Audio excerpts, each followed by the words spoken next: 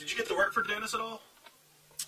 No, not until much later in my career. No, I pretty much went from Eastern, went to shows. More times than not, they say no, but that's fine. Right. But I ended up in Dino Santa's WWWA. I remember that. Okay. Yeah. So as far as ECW, well, back then it was Eastern Championship Wrestling. Todd took over the company. He was the owner at the time. After Joel pretty much got out of the business. Did you sense that he was going to really become bigger than they already were with the TV tapes coming up in Cabrini College? No, I just thought it was cool that there was a local wrestling thing that had its own TV, and like I was aspiring to get to that. And knew I had no business being on their television at the time. Right. No, I didn't. You never know when you're actually in it.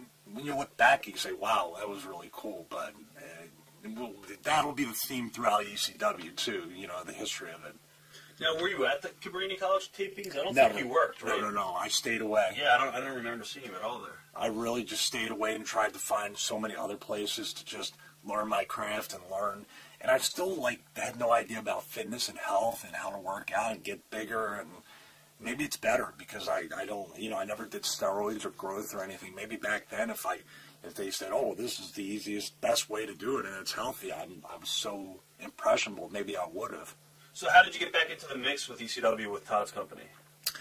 I just started showing up. This one, Paul. And it's after Eddie Gilbert. Okay, after Gilbert. Okay. Yeah, so we're talking about... So did you know Eddie at all? Did you get any interaction with Eddie Gilbert Never before? met him. Okay. Never met him. I would have loved to have bothered him and asked him a ton of questions about his work. I mean, the kind of worker that guy was, he was just amazing. He was awesome. Yeah.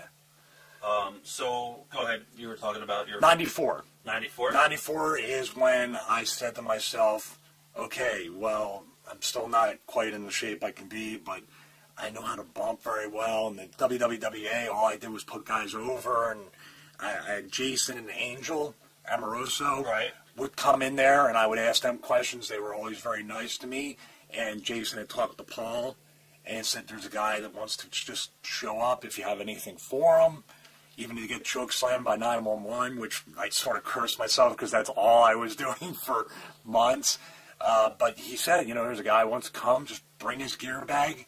You need him for anything, he'll be there. And Paul's like, yeah, tell him come. What was the very first show you showed up at? Which one was that? I think it was Jim Thorpe. Jim Thorpe was? Okay. I think it was Jim Thorpe the night we're talking about, possibly, the Kevin Sullivan, Eric Sims thing. Right. Because I remember when I came in, I got choke slammed 5 times in that ring. Wow. By 911. And that's all I did. Me and Donnie Allen? Donnie Allen and Dino Sendoff. Yeah, Dino Sendoff. So we were the 3 guys that would always get chokes doubled and all that stuff and everything. And that's all we did for a long time. That was a good 6 months up until when Raven came in. Or I set up for Raven's arrival. Now, what was the farmer's market that we used to run? It wasn't Downtown. There was another one before Quakertown? What was it? Quakertown? No, there was another farmer's market. I know it was the first time I ever met Francine. She was there. It was the night that OJ got chased by the cops. We ran that building. I don't know if you remember. I do not remember that. I remember Downtown's farmer market. I remember